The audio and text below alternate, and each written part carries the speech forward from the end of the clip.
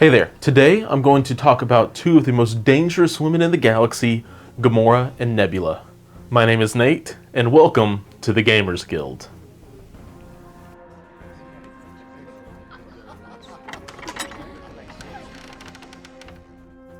These two alien assassins are unsurprisingly quite dangerous on the battlefield, and while they may not be sisters like at all in the comics, they have little to no contact, let alone a relationship of any kind. Heck, it's even only been recently that Nebula has made the step from consistent villain to a reluctant hero. But you aren't here to hear about the differences between the MCU to the comics, so let's talk about the deadliest woman in the galaxy, Gamora. She has the alter ego of Gamora and has 5 stamina on her healthy side as well as her injured side. She moves long, is size 2, and has a threat rating of 4. Her defenses across the board are 3s, which means she is a little bit squishy, but her first attack is called Godslayer. It has a physical range of 2, strength of 6, and a power cost of 0. It has the very familiar line of text about gaining power equal to the amount of damage dealt. But then Godslayer has some of the most thematic text I have seen on an attack. It says, if this attack deals damage, the target character gains the bleed condition. Which is really cool. Yes, the wild is a good way to show a more precise attack from like Zemo's rapier causing bleed, but I like this a lot more than just causing bleed instantly. Anyways, bonus points for theme on this attack, guys. Not to mention a 6-die strike is really good. Her next attack is Cosmic Assassin. It has a range of 3, strength of 6 again, and a power cost of 4. On a wild, the attack gains Purus, which is one of my favorite wild effects, and it has a new ability, Rapid Strike, which we're going to require some reading and then some explaining because it is a cool mixture of Captain America's Ricochet and MODOK's Whirling Blades. The ability Rapid Strike says, after the attack is resolved, this character may make an additional Cosmic Assassin attack without paying the power cost, which means this follow-up attack is free in both the sense of it doesn't cost an action or any power. It continues on to say that the additional attack must target another character within range 2 of the original target character, and may be any distance from this character. Something important to mention here is that the original target means whoever the attack ended up rolling dice against. So if Gamora targets Iron Man with Cosmic Assassin and Captain America uses Bodyguard, Cap becomes the original target, so the Rapid Strike can then target Iron Man. One of the really nice things is because it also mentions that the follow-up attack can be any distance from Gamora, which means that this follow-up attack really has the potential to be farther than range 5 if everything gets lined up perfectly. It is also worth noting that this additional attack follows all of the normal rules for line of sight and cover. So if Black Widow is outside of range 3, or Baron Zemo is completely behind a size 3 piece of terrain like the Daily Bugle, they cannot be targeted.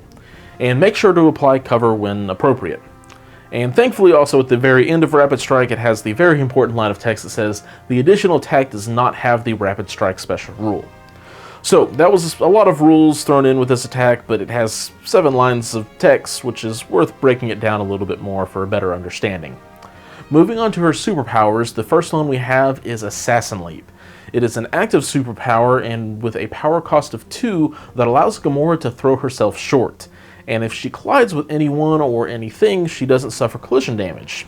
As with most other superpowers that let you move, it can only be used once per turn. Her next ability is Martial Prowess. It is a reactive ability for 2 and allows her to change her defense value to 5 for any attack that is within range 2 of her. Additionally, if she doesn't suffer any damage from that attack, she then deals an instant 2 points of damage to the attacker. And then finally we have her passive ability, Deadliest Woman in the Galaxy. When Gamora makes an attack, it may change 1 die result to a hit for each wild in the attack roll. No additional power cost or anything, just change a blank or a block to a hit for each wild. So, quick summary is that the Guardians have another fatal damage dealer in their ranks. Going in with a little bit more depth, let's look at some pros and cons, starting with the pros. And in my book, there are 3 major ones. The first is her mobility. Between a long move and her Assassin's Leap / Pounce ability, she's going to be able to be quite mobile on the board to make sure that she's able to get up into her enemy's face, which will also put her in range to trigger the Martial Prowess ability.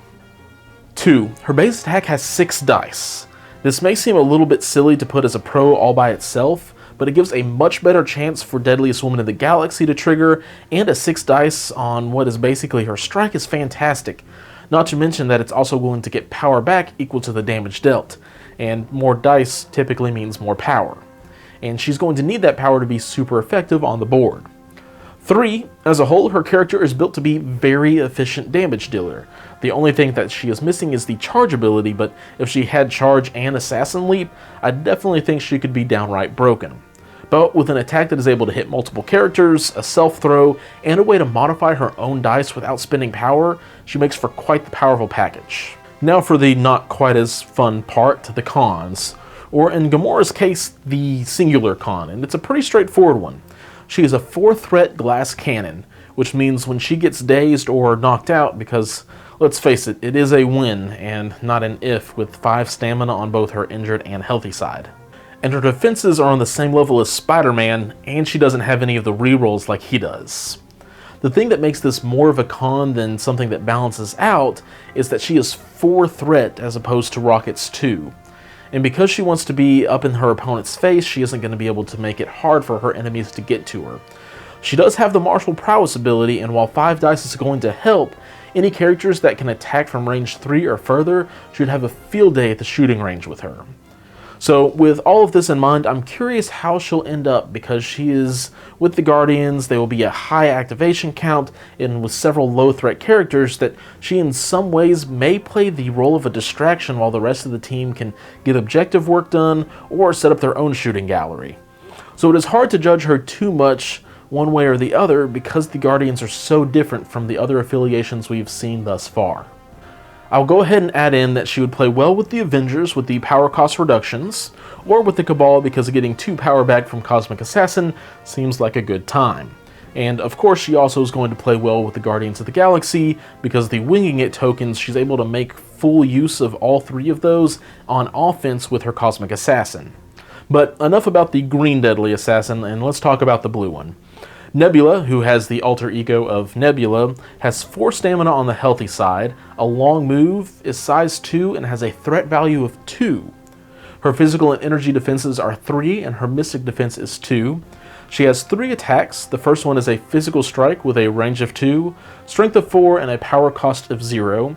It has the usual bit about gaining power equal to the damage dealt, and on a wild, it can cause the shock status. Her next attack is an energy blaster pistol. It has a range of 3, strength 4, and a power cost of 0. After the attack is over, Nebula gains 1 power regardless of anything else that might happen. And she finally has 1 more energy attack, Shock Sword Assault. It has a range of 3, strength 6, and a power cost of 3.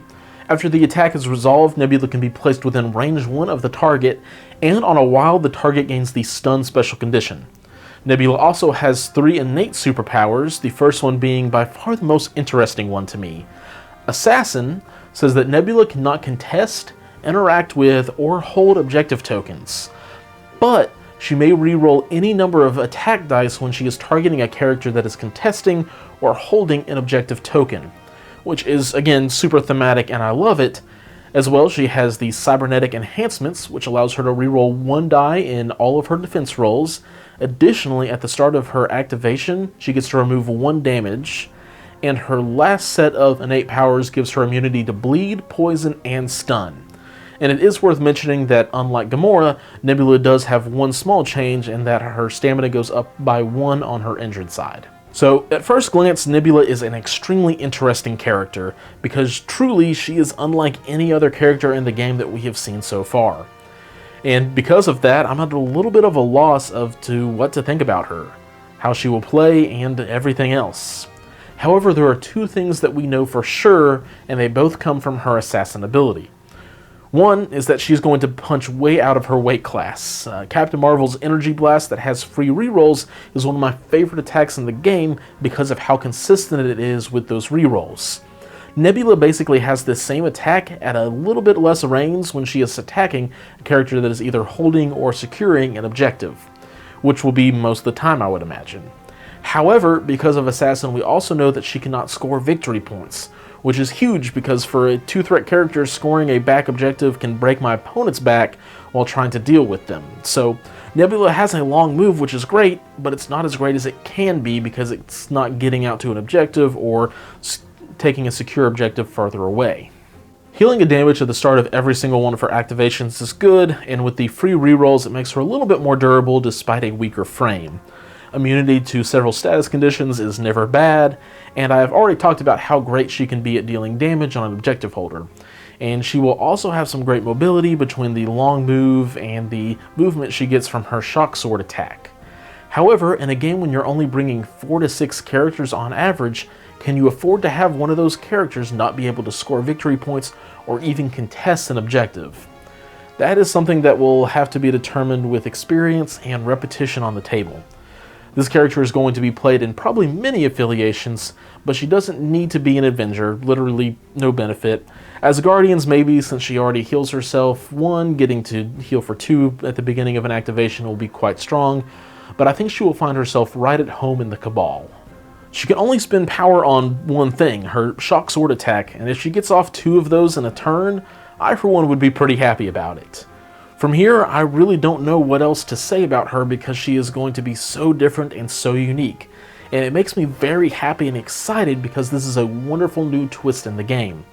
And while we have to wait for these wonderful 2 ladies to release, we at least have some time to think and theory craft with them now.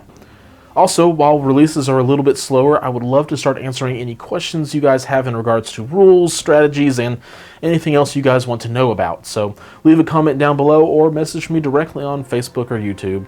And as always, thanks for watching, and keep on gaming.